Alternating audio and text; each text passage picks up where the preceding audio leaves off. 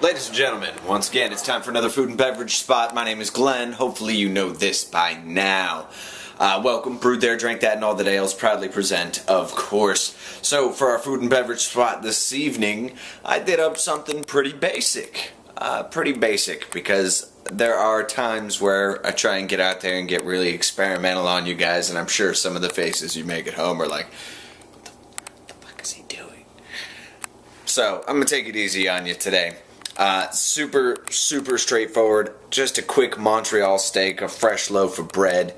No big deal there. Now, for those of you who aren't aware, Montreal steaks typically include two ingredients. One of those is going to be paprika, and in most you'll find some variation of sunflower oil.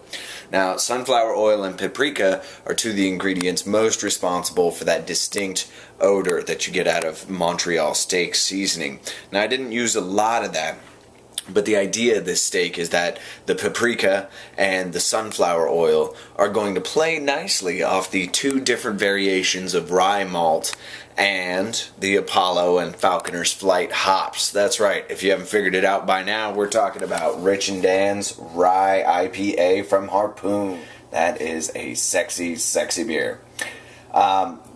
You know, I gotta tell you guys, the one I reviewed for you of Rich and Dan's Rye I.P.A from Harpoon tasted like it just got doused in Falconer's Flight, and it was absolutely mind-blowingly good.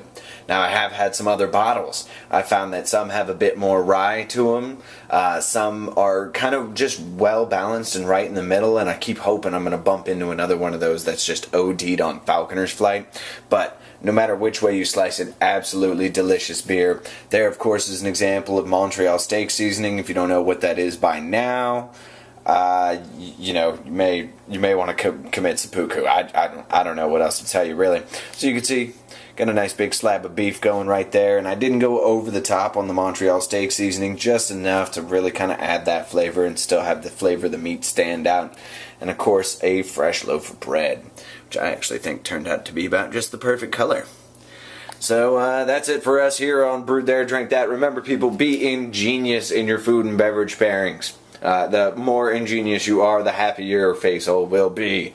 We'll see you next time. Now get out of here so I can eat.